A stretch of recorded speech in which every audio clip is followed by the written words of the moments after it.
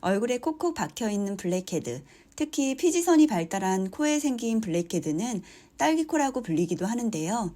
화장을 하면 그 부분만 도드라지고 화장이 지워지면서 뭉치면 더 보기가 흉하기도 하죠.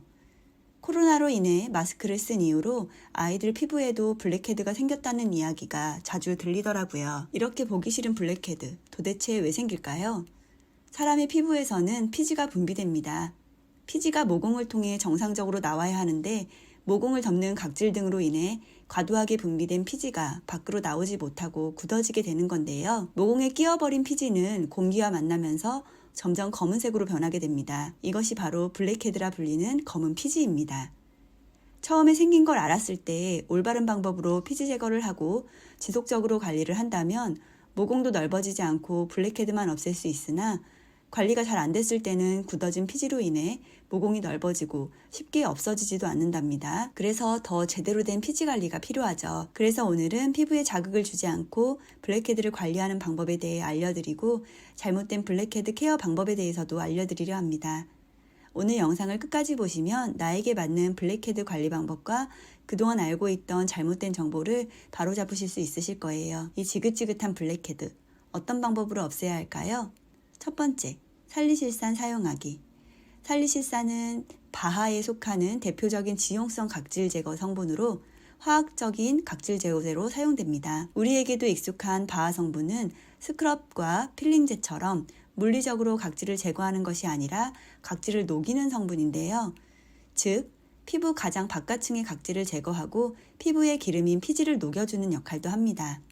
다만 산성 성분이기 때문에 필요 이상으로 과도한 양을 바르게 될 경우 없던 피부 트러블을 유발할 수 있으며 자극성이 강한 성분이기 때문에 예민한 피부가 사용 시에는 특히나 주의가 필요합니다.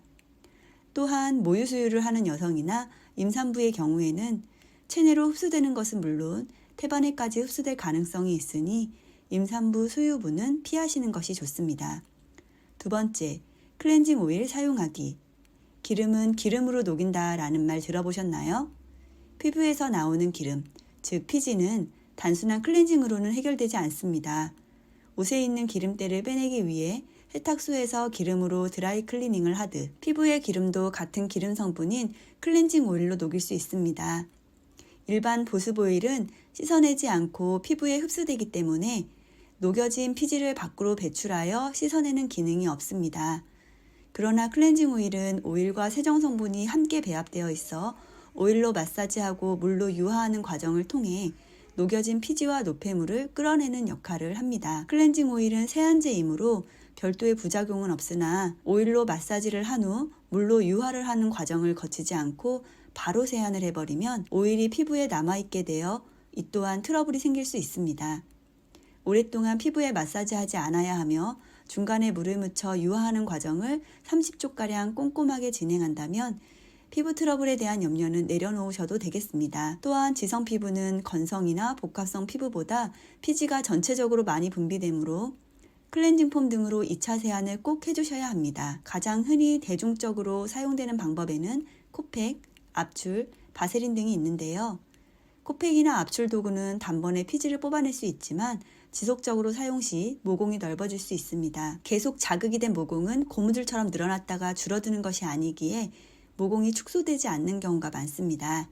블랙헤드를 없애려다 모공이 늘어지는 일이 다반사이기에 정말 급한 상황이 아니라면 코팩은 되도록 사용을 자제하시는 것이 좋습니다. 요즘 바세린을 활용해 블랙헤드를 없앤다는 영상이 많은데요. 바세린은 석유에서 여러 기름들을 중류하고 남은 잔여물을 탈색, 정제하여 만든 백색의 혼합물입니다. 의약품이나 화장품의 기초재료로 많이 쓰이는데 기름을 기름으로 녹인다고는 하나 세정 성분이 배합된 것도 아닌 단순한 기름 성분이기 때문에 세안을 한다고 하더라도 잔여물이 남을 수 있으며 잘 지워지지 않는다면 모공을 막을 확률이 높아집니다. 특히 피지가 많이 분비되는 지성 피부에는 절대 사용하지 않는 것이 좋습니다. 살리실산이나 클렌징 오일을 사용할 때에도 더 극적인 피지 케어를 위해서는 따뜻한 물로 샤워를 한 후 모공이 열린 상태에서 사용하거나 스팀 타월을 5분가량 얼굴에 올려놓은 뒤 모공이 열린 상태에서 사용하시면 더욱 좋습니다. 스팀 타월은 일주일에 한두 번 사용을 추천드려요. 블랙헤드를 제거했다면 모공 케어가 뒤따라야 합니다. 차가운 물로 세안을 마무리한 후 스킨과 같은 수렴 제품을 발라 모공을 조여주세요. 그리고 유분이 많은 크림 대신 유수분이 적절히 배합된 보습제를 발라주세요. 안티에이징 성분으로 많이 알려진 레티날 성분도 블랙헤드를 예방해주고 각질 주기를 정상화하며 피지 분비를 줄여주는데요.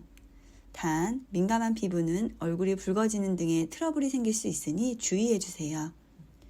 오늘은 블랙헤드를 없애고 케어하는 방법에 대해 소개해드렸습니다. 클렌징이든 각질 제거든 어떠한 종류의 블랙헤드 제거 방법도 즉각적인 효과가 바로 나타나진 않습니다. 시간이 지남에 따라 조금씩 개선되는 것이 보이실 테니 귀찮더라도 꾸준히 케어하시는 걸 추천드려요. 오늘 영상은 여기까지입니다. 영상이 도움이 되셨다면 구독과 좋아요, 알림 설정 부탁드리며 다음에도 유익한 영상으로 찾아뵙겠습니다. 오늘도 행복하세요. 감사합니다.